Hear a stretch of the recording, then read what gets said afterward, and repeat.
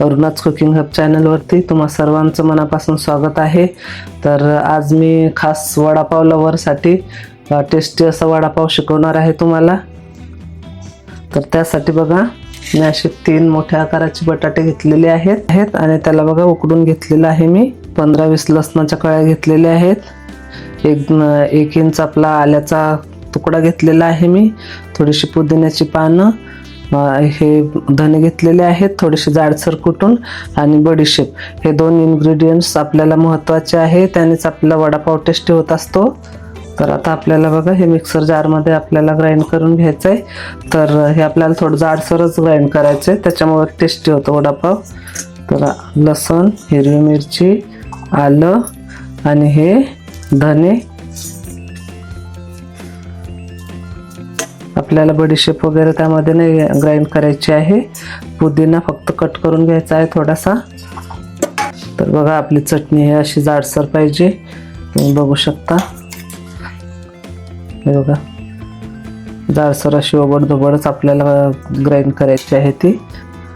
तर बघा वडापावची चटणी करण्या अगोदर आपल्याला हे अर्धा पाव असं बेसन घेतलेलं आहे मी। त्यामध्ये आपल्याला थोडंसं ओवा टाकायचा आहे, थोडंसं असं बघा खायचा सोडा ॲड करायचा आहे आपल्याला। आता थोडं पाणी टाकून नाही का आपण ह्याला, तर बघा थोडंसं असं आपण खायचा सोडा टाकून आपल्याला हे असं मिक्स करून ठेवायचं आहे। कारण याने काय होतं, थोडंसं हे फुगतं बेसन आणि त्याने वडापाव खूप छान येतात। मग असे हे कसं थोडं थोडं पाणी करून, थोडं थोडं पाणी ॲड करून आपल्याला हे सगळं यातल्या गाठी फोडून घ्यायच्या आहेत। कारण एकदमच जास्त पाणी टाकलं आपण तर जास्तच गाठी पडतात त्यामध्ये, त्याच्यामुळे पहिल्यांदा असं थोडं घट्टच करायचं आपल्याला। मग नंतर त्यामध्ये परत असं थोडंसं पाणी ॲड करायचं आहे, जास्त पातळ पण नको।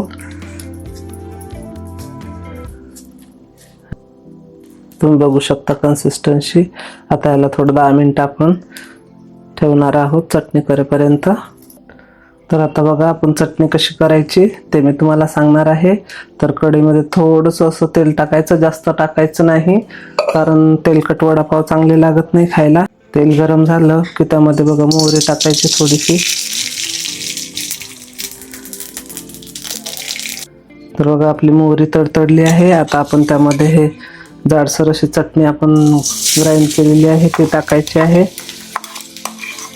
थोडीशी हळद टाकायची आपल्याला त्यामध्ये। आपल्या चटणीला आपल्याला फक्त 2 मिनिटं परतवून घ्यायचं आणि त्यामध्ये बघा एवढी 1 चमचा एवढी बडीशेप टाकायची आपल्याला। तर आपली चटणी रेडी झालेली आहे आता। तर आता हे उकडलेले बटाटे आपल्याला असे सोलून घ्यायचे आणि त्याला मॅश करून घ्यायचं आहे आपल्याला।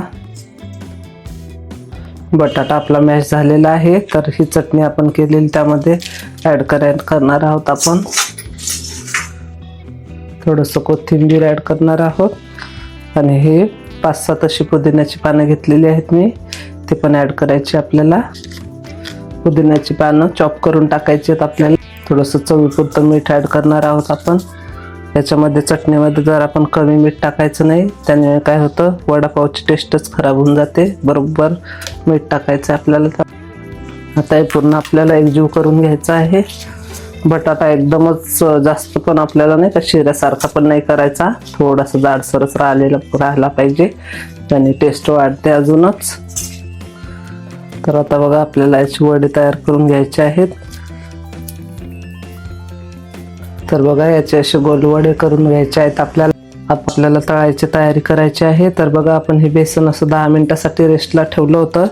आता त्यामध्ये आपण चवीपुरतं मीठ ॲड करणार आहोत। मीठ असं नंतरच टाकायचं, नाहीतर काय होतं सोड्यासोबत मीठ पण टाकलं तर ते फुगत नाही व्यवस्थित। सगळी रेसिपी न स्किप करता बघायची आहे, तेव्हाच वडापाव छान होणार आहे तुमचा।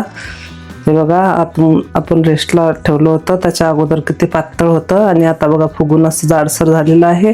तर यामध्ये आपल्याला अजून थोडंसं पाणी ॲड करणार आहोत आपण, कारण एवढं जाडसर नको आहे आपल्याला।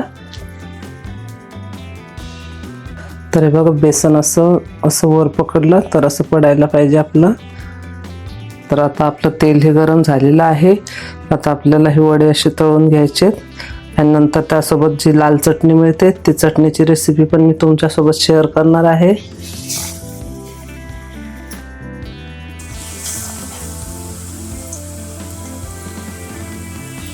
तर तुम्ही बघू शकता आपले वडे हे किती छान असे झालेले आहेत, न फुटता. एकही वडा आपला फुटलेला नाहीये.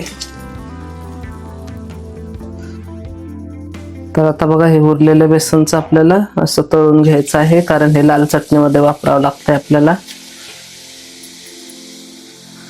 अशा प्रकारे हे तळून घ्यायचं, एकदम क्रिस्पी करून घ्यायचं याला. तर बघा, आता आपल्याला ज्याने एकदम टेस्टी वडापाव लागतो ते आपल्याला तळून घ्यायचंय, ते म्हणजे मिरची. तर बघा, लाल चटणी बनवण्यासाठी आपल्याला थोडेसे शेंगदाणे भाजून घ्यायचे आहेत. तर आता बघा, आपल्याला हे शेंगदाणे मिक्सरमध्ये काढून घ्यायचे आहे. आणि आता बघा, आपण हे असं तळून घेतलेलं आहे, तर हे आपल्याला त्यामध्ये ॲड करायचे आहेत. आता 10-12 लसणाच्या कळ्या ॲड करणार आहोत. ह्या सोलायच्या नाही आपल्याला, तशाच टाकायच्या आहेत. लाल तिखट ॲड करणार आहोत आपल्याला.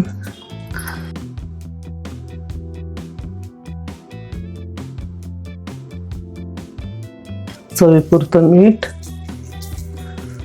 आता आपल्याला हे मिक्सर जारमध्ये बारीक करून घ्यायचं आहे. तर बघा, आपली चटणी पण ही रेडी झालेली आहे. यामध्ये म्हणजे ब्रेड क्रम्स वगैरे पण तुम्ही ॲड केले तर चालतात, आणि काश्मीरी लाल तिखा ॲड करायचा त्यामध्ये, मग जास्तच लाल रंग येतो त्या चटणी.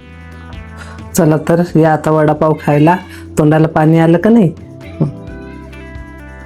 व्हिडिओ आवडल्यास व्हिडिओला लाईक, शेअर आणि सबस्क्राईब करायला विसरू नका. नक्की सबस्क्राईब करा.